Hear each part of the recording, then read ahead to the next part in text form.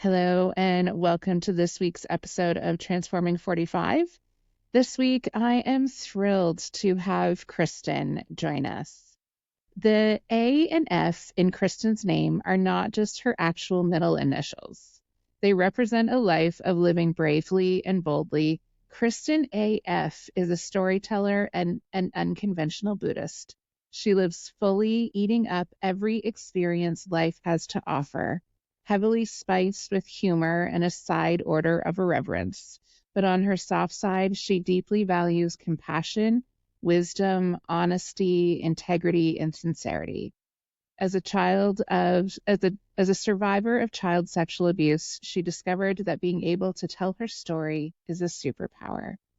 Like any superhero, Kristin A-F wants to help others. She wants she wants to help other survivors to be brave, to embrace their inner AF, and to experience the light and freedom that comes with speaking their truth. Kristin A-F, I am so glad that you are here from one AF soul to another. Welcome to the show. Thank you very much, Lisa, for having me. I really appreciate it. I am really looking forward to this conversation. So, all right, let's get into it. Kristin, tell me, who are you and how did life introduce you to this version? So I am a menopausal 51-year-old living in the DC metro area, who has life has been quite the journey. There was not a path laid out before me. There was not a direction laid out before me. So I'm here, um, you know, Buddhists don't believe in accidents. We believe that we are experiencing our karma, and so I want to say that I'm here by accident, but there's no such thing. So, yeah, I'm here now. You know, to try and right some wrongs for myself, and to try and help others to do the same. Mm, that's a really um, beautiful and also not easy place to live life from, right? That holding space for yourself as well as holding space for other people is so important. And it's coming back to me when we initially spoke, we talked a little bit about how at this phase of life, memories and events that perhaps haven't been processed are starting to come to the surface. And I'm wondering if that is something that you are noticing in your world as well. 100%. 100%. Um, the very first time I went into a therapist's office, I was about 15 years old. So it was about a year after my rape took place. And it it wasn't a part of the conversation in any way, shape, or form. Um, and it wasn't until my late 20s, early 30s that I went back to therapy because I have a sister who's living with mental illness, and my impetus for going in was that I wanted to learn how to have a relationship with her, how to communicate with her. And of course, when we go in for other reasons, we quickly discover the bottomless gold mine. I'm calling it a gold mine because I don't want to call it a pit. It was a pit when I was in my late 20s, early 30s, but now in this phase of my life, I realize really what a blessing all of that has been for me to be able to see and understand the people that I encounter. Like I have such a um I lose my patience, right? Like all of us do. I lose my patience sometimes, but truly having compassion for others comes from understanding where they're walking. Yeah, absolutely. Yeah. Well, I was thinking about that as you were talking about going into therapy to find a way to have a relationship with your sister, right? That is not necessarily the way that the majority of folks approach challenging situations, right? Challenging relationships. Often it's that I need the other person to change, and we don't have any control over that. It is not our story, it's not our experience. Yeah. And so this way of entering into a relationship by taking, like, that is the heart of transformational work, right? Is actually taking those experiences that you've had, transforming them into the learning that can make this place better for yourself and the people around you. And so, what did that approach do for you? Going in thinking of my sister, Yeah. well, it put initially it put all of the problems outside of me. All of the things that I was Mm. experiencing with my sister, with my husband at the time, with life that I had been living up until that point, it put it all outside of me, not my fault, not my responsibility. And so by going in and saying, I need to learn how to deal with my sister, um, it was my sister with the problem. Right. So I'm living in this very thick wall that, Uh-huh. is protecting me from everybody, that was formed when I was 14 years old. Uh-huh. And everything that's happening is happening to me. Right. So, of course, but I adore my sister. She was in Mm. many ways a caregiver for me. She's 8 years older than me, and she was in many ways a caregiver for me as a child.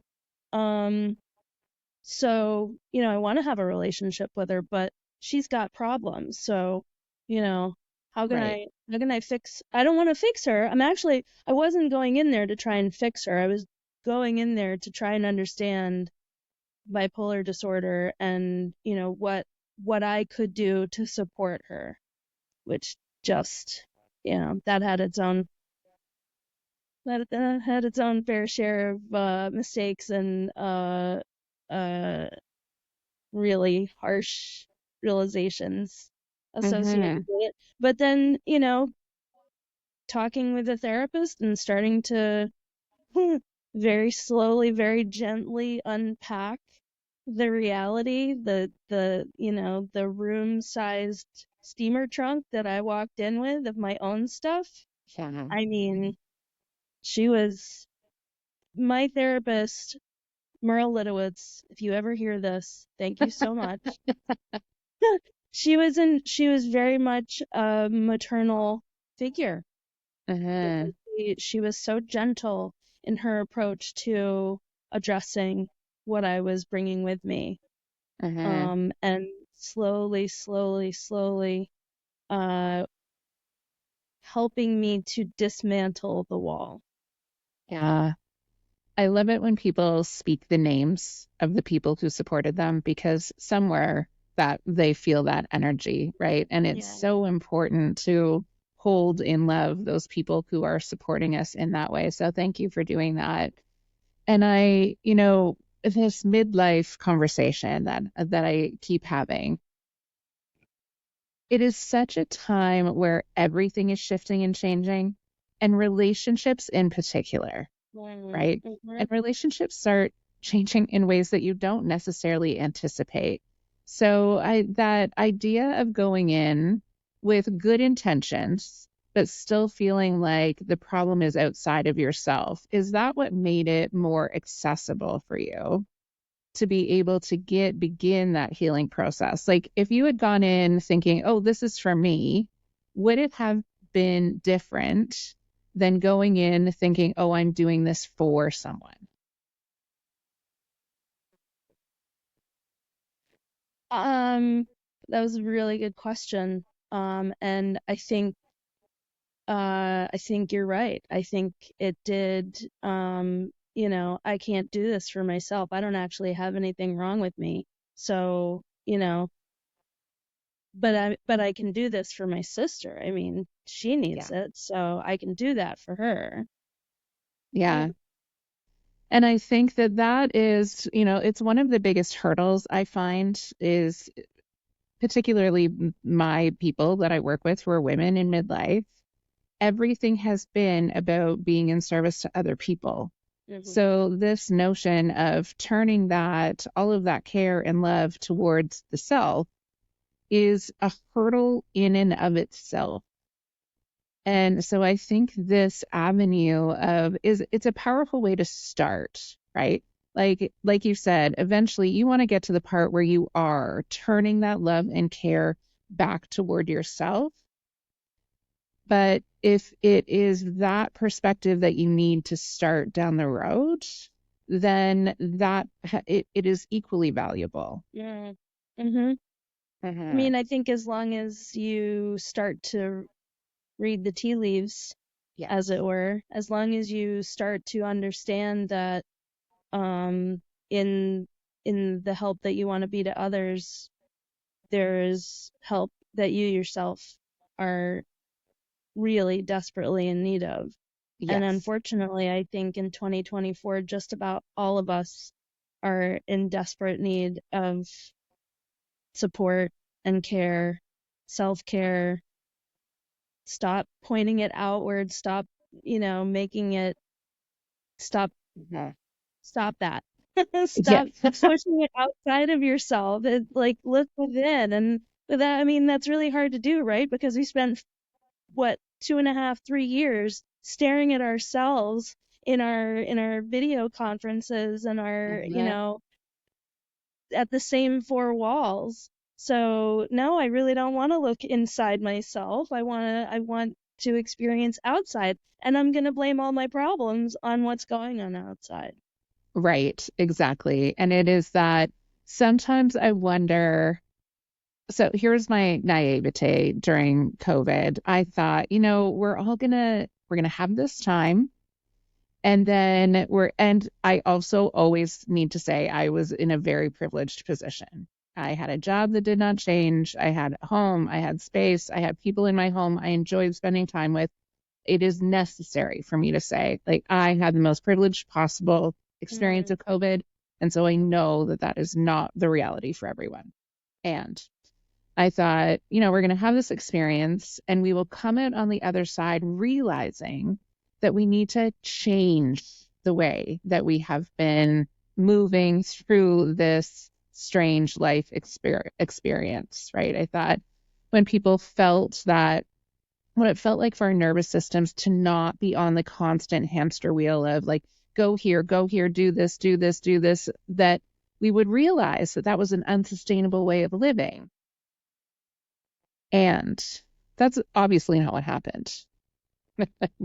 we yeah. have we have gone like so far down that road again to even more than it was before.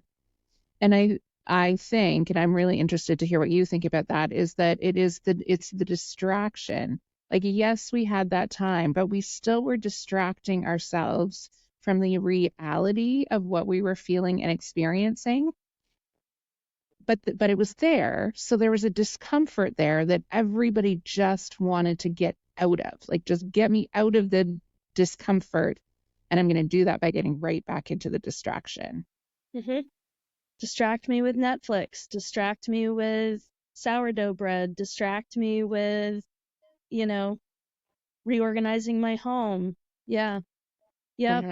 Hmm. Um, my perspective is fortunately or unfortunately really very different from many people's experiences because I was the first project manager for crisis communications for the city of Alexandria for the COVID-19 project. It was a project in Right. in early 2020. Uh-huh.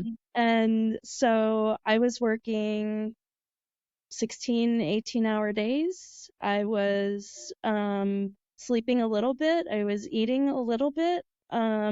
There was no time for self-care. There was no time. I was, so we were doing news releases and posters and all of those, the 6 feet of distance, every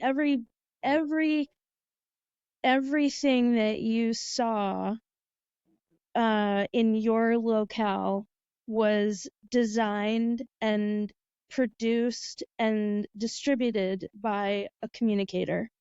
And so we weren't frontline, right? Like we weren't actually going, we weren't at a hospital, we weren't, transporting patients, we didn't have to wear the protective masks, but doom scrolling was actually my job for 2 years. Right. And so, I seeing I might get emotional, I apologize. Don't apologize. Seeing refrigerator trucks outside the morgue in New York City, and knowing that New York City is a 4-hour drive from DC, and that DC is a very big international place. The possibilities, the mind really started to reel, because I couldn't like you. I was fortunate enough that I was working. I was Hmm. working so much. But I was responsible for reporting on fatalities in the city of Alexandria.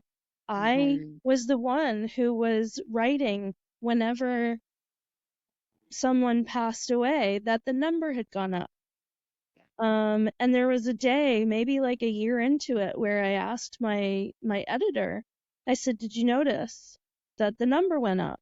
And she said, "No, I didn't notice." And that really hurt my heart. I prayed so hard for that person that night, because it was just a number.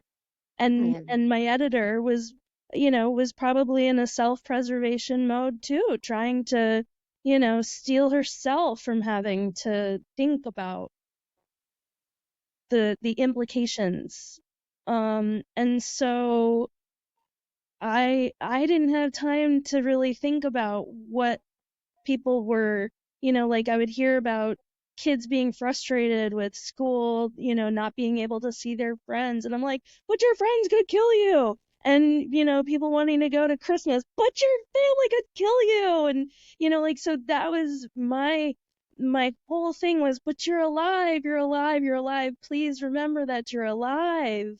And, nobody talks about 1.8 million people in the United States dying. Over 7 million people across the planet have passed away because of Hmm. COVID-19. So it's there I want to say, and Sunny, Sunny, Hmm. our shared friend, um we talked about how um there was a second pandemic coming that nobody was talking about, and it was mental health. It Yes. was what are the subtle changes that are happening right now that are going to, like, people are angry, they're frustrated, and then we've got politics going on that's like a whole other ball of wax that I'm not even going to get into right now. but Uh, it played a role. It yes. politicized a pandemic. It politicized death, and that's disgusting. And so we just, like, she and I would talk about how we're gonna pay for this at some Yes. point. And unfortunately, I think that's what's happening now is, what happens when you are grieving and you don't take the time to grieve. Yes. Yeah. Absolutely. And that is the universal element, that no matter what our experience was, and I talked about this a lot in my education sphere at the time, We are going to be an entire system of humans coming back with post-traumatic stress. Everyone. No one can be immune from this, regardless of what your experience was. Yeah. And I agree with you. I think that we are only beginning to see the the the death impacts are awful. And you're right. Like I can say even I became numb to the numbers. And I can't imagine what that experience would have been being the person who was writing and reporting those numbers, knowing that they were going out to a numb population. Yeah. And then on top of that, now the rewriting of the narrative by people who have motivations for why they want to rewrite that narrative and how that continues. So it's, we talk about the different types of trauma.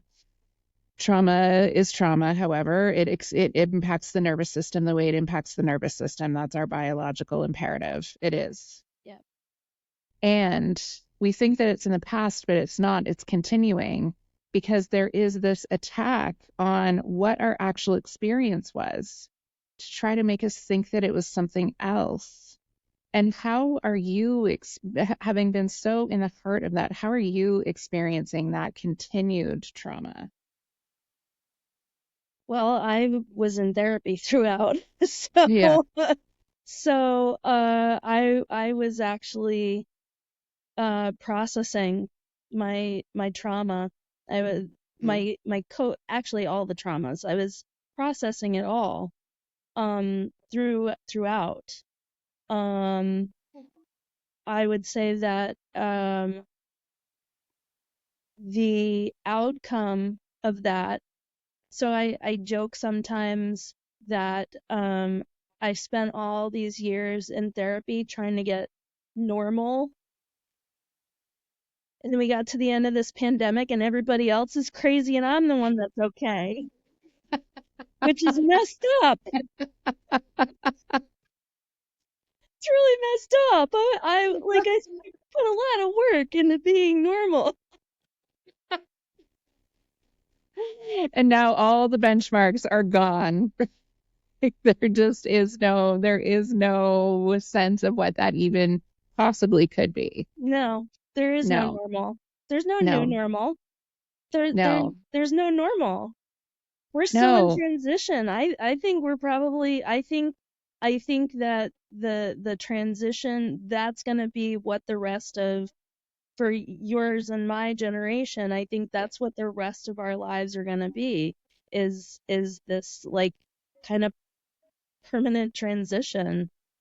Um Yeah, a permanent transition. I think that is definitely going to be in the title of this episode because I think you really hit something that I've been trying to put into words or trying to conceptualize because it is like in my context, I talk about it a lot in terms of like women of our generation. Our work is talking about menopause, perimenopause, midlife transition, making ourselves be seen and heard.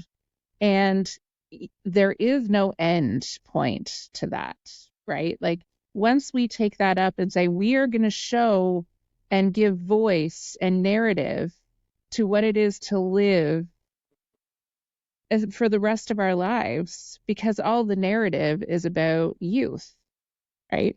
The majority, like there's burgeoning, but it is about youth. So this idea of this, yes, constant transition, and at the same time, all the rules keep changing, and all of the foundation underneath us also keeps shifting and changing, right? Like as we are recording, there's massive conflict in the world. There is the overturning of Harvey Weinstein's conviction. There is the attack on bodily autonomy. So even the things that had been, advocated for and hard won by the women who went before us now we're also in that stage of flux where none of the pieces that we held onto, none of them are in place anymore. Yeah. Yeah. And so how do we keep moving forward? Right. How do we keep moving forward? Yeah. So when I realized my superpower as Kristin A-F, and that I had this story to tell, this story of survivorship and resilience, and um, I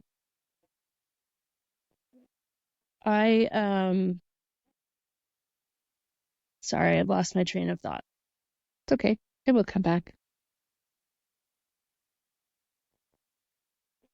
It was around moving forward. Thank you. So I was thinking big, you know. I went and told my story of confronting my rapist on stage to a sold out crowd of 400 people, and I thought that's just the beginning of the big stages. I want the moth. I want, I want to be in front of thousands and millions. I want all the women who have survived this to hear this, and I need to do this right now. And as we all know, those kinds of journeys take a long time to develop. And I unlocked the truth that years ago, before I even became politically aware, I was about, I'm just going to change the person in front of me. I'm going to interact with the person in front of me, and I'm going to make them smile. I'm going to listen to them. I'm going to change their life. And instead of worrying about greater politics, instead of worrying about global politics, I'm just going to focus on who's right in front of me, who's across from the table from me. And I realized that I need to do that in this case as well, that I have to start with the person right in front of me, and that slowly, that's, that's quite the Buddhist way. Like the teachers will often say, slowly. Um, and it's true, right? Like the person the cashier at the grocery store, she's got a story to tell. And giving her, not that I'm going to sit there at the grocery store and try and open that conversation, but the point being that I don't have to be on a giant stage to make change, that the change happens wherever I bring it. And I think that is a really important part of the way forward. And it's so counter to everything that we're taught, right? That everything has to be big, everything has to be on a big scale, and everything has to happen right now. Right. Right. And social media is a big piece of that conversation of how that changed and transformed the way we communicated with each other and the way we received so much more information than we ever have in our lifetimes. Right. In evolution's lifetime. So that idea of really focusing on the person in front of you and having that conversation, and that also is where you can have real nuanced conversation that allows for me. It's why I love podcasting, right? Because I get to see you and you get to see me, and we really hear each other's stories. And maybe we don't always agree, but because I see your humanity, I can listen with an open heart to think about, like, what part of that maybe would inform my own thoughts and ideas. What might I be able to offer that will also help inform yours? Yeah. And that is really you're so right about that, right? That is really how we start making connection again. Yeah. Yeah. I was just last Friday, I've been really stuck on my story and like how to move forward, and ideas swirl around in my head about how I'm going to move forward in advocacy and that sort of thing. And I took a tiny little step forward and I recorded an elevator speech. I did a video of myself. I did it kind of the way you do on social media, where people are talking to the camera, and that's a very uncomfortable place for me. First off, like I am way more comfortable on a stage by myself staring at 400 people than I am staring at myself on a video. Right. But I got it out of my system, and then I went for a walk and I thought, what can I do with this? Do I put this on social media? Oh, I might, if I put this on social media, it's not gonna be like how people are stitching responses and doing all the funny things with their camera angles and what have you, and I'm gonna wind up with all these comments of people, who would do that to you? Why would they even touch da da da? Like all the negativity. Why would I do that to myself? And then I started thinking about it. I'm like, people don't like talking about child sexual abuse. They don't like they cringe at the word rape. They run away from it. They don't want to talk about it. They don't like it. They don't react to posts that have anything to do with it. Unless it's going to be something nasty. And unfortunately, there are so many influencers out there on social media right now that are subjecting themselves to that kind of ridicule and criticism. Mm-hmm. And, somewhere in this journey that I'm on right now as Kristin A-F, I am definitely going to encounter negativity. And also, I can't let that stop me from doing that. And if I post this, I'm not quite done with it. I do want to redo it and I want to make it a little better than it is. But when I do eventually post it on social media, if two people see it and one of them is a survivor and that person starts to, like goes to their partner or their therapist and starts to tell that story, that is the only thing that matters to me. Mm-hmm. And so social media did in so many ways deprive us of the value of a face-to-face conversation, but it's also brought so many amazing people together.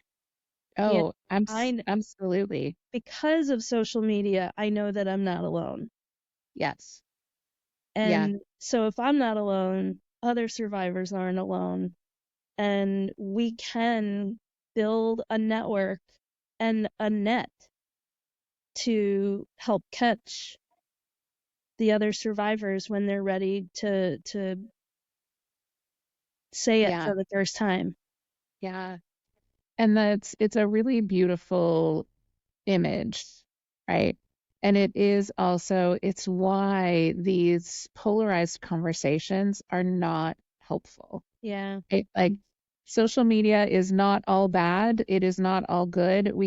But we have to talk about all of it yeah, because that is the truth. None of us are one thing, right? yeah, Your trauma and your sexual abuse is one aspect of you, and it's something that is important and necessary in your story and something to talk about. And there's also so many other experiences, and letting people see each other in the fullness of their mm, humanity and the fullness of their lived experience, I think is where there's hope, right? mm, Of like, yes, that happened to me, and I have this wound. And that wound informs so much of my experience on this planet, and it informs the way I interact with other people. yeah, And it also is what motivates me to form this net. It's this a community of connection with other people, and it shifts not only my experience but the experience of those around me. Yeah. Yeah. I mean, there are people that I met during the pandemic through social media that I've never met in person. Mm-hmm. And I hope to someday, but just knowing they're out there, just knowing that they exist and that, there's I have a friend in Australia who has oh, I never remember what the acronym stands for, DID. Uh it's the where there are multiple personalities. Oh, okay. Yes. Um Dissociative identity disorder. that sounds right. Yeah. Yes. Um she's taught me so much about trauma, about what, because her personalities are the result of trauma. These Yes. are like littles in her body that are that override the system to take over when they're feeling any particular way. Yeah. But if it hadn't been for social media, I wouldn't have her in my life, and oh my gosh, what I would have missed out on for Uh-huh. for so it's her, and it's, there's a bunch of folks in Canada now that I'm friends with, and and yeah, we I think that in many ways social media has is going down a really dark path. It's going down a really dark direction, but I think Uh-huh. it is also indicative again of what we were talking about earlier about this unaddressed PTSD. We're all Yeah. taking it to social media because it's safer here for us to Uh-huh. be argumentative and dismissive, without the consequences of damaging our individual community, like our internal, like our inner network. Uh-huh. um and I still, and then I won't even get into the dirty dozen, the websites, the social media websites that are known, well documented for perpetuating child sexual abuse and human trafficking and, scamming, romance scamming, and so many other nefarious uses for social media. And just like all of our society, just like every society that we live in, I think we have the ability, if we can come together, to fix that. It Yes. doesn't have to be a cesspool. It's a Yeah. cesspool if we leave it that way, if we, just kind of turn our backs on it and say, well, I'm not going to do that anymore. We have the ability to fix it. Yes, absolutely. I so agree with you. And what it requires, however, which is where the challenge is with the way our current social cultural perspective is that like people are good or bad, Sure. right? And it is rewriting that script of no one is good or bad. People are reflections of the experiences that they have had. Yeah. And so people who are doing really painful things in the world have experienced A lot of pain. really painful things. Yeah. And it is as simple and as complex as that, as to if I can look at someone who's done what our society says to be something awful, and I can look at that person and think, not what did you do, but what happened to you, Yeah.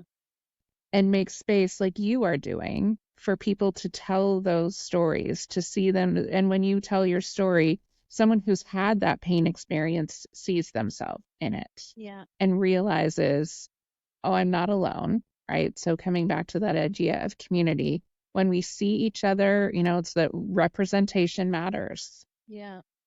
when we see ourselves in a story, when we hear our experiences, and when we realize that everybody's actions in the world are reactions to experiences that they've had, that really changes the way you interact with another human being.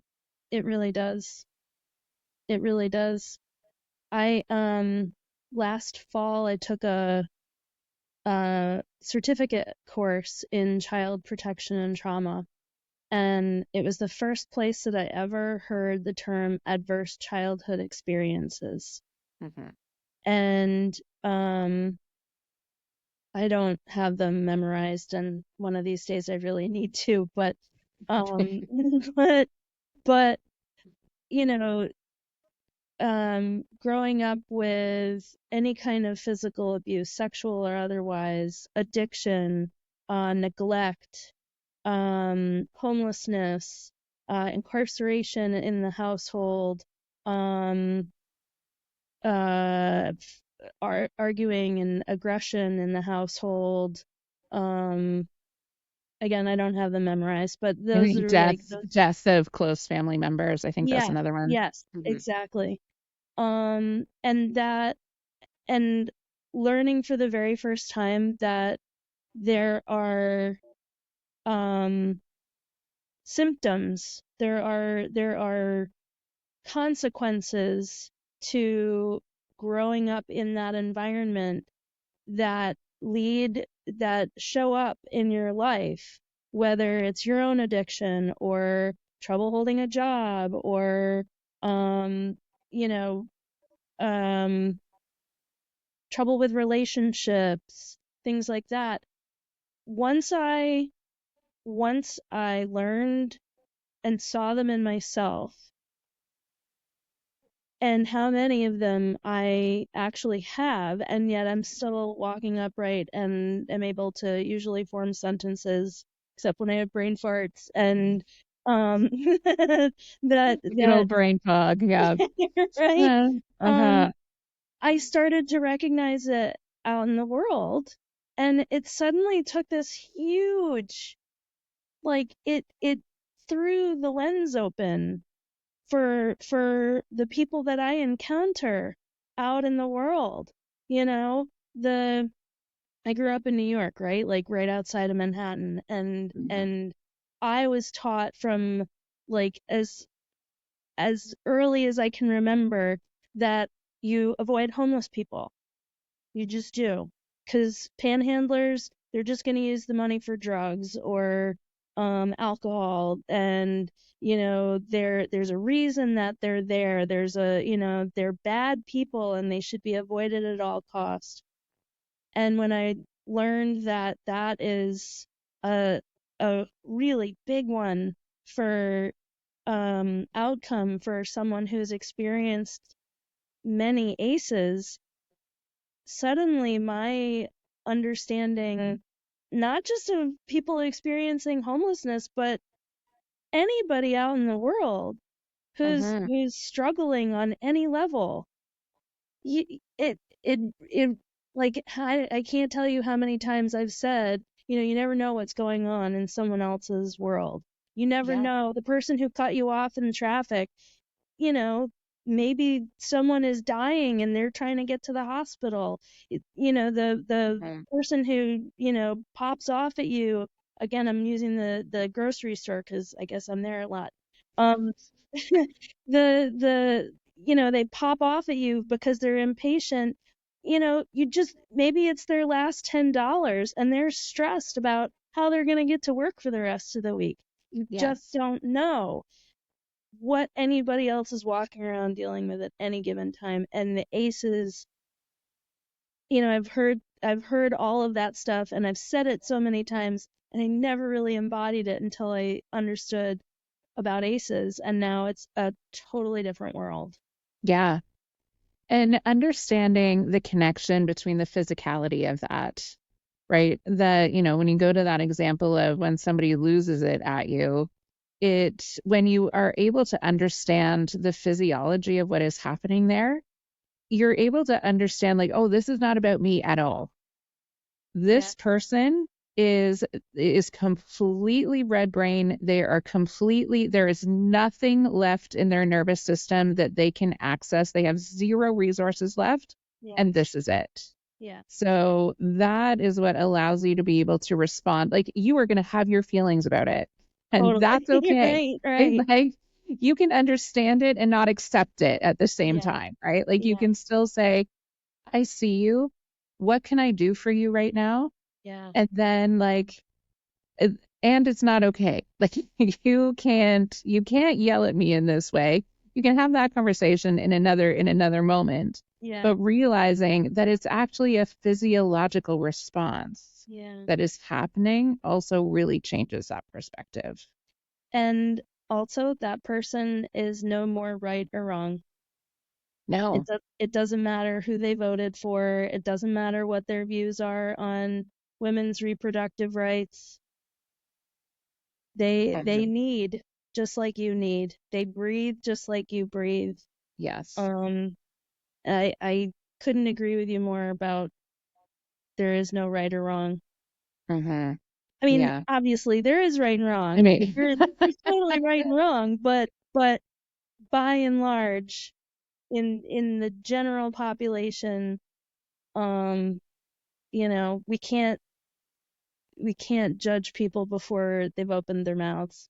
yeah, exactly. And it's Because the it's the judge. I don't Yeah. want to be judged that way either. I mean, Yeah. just because I look a certain way doesn't mean I'm what you think I am. Uh-huh. I Yeah. probably am not. Right. Absolutely. I surprise people a Yeah. lot. Yeah.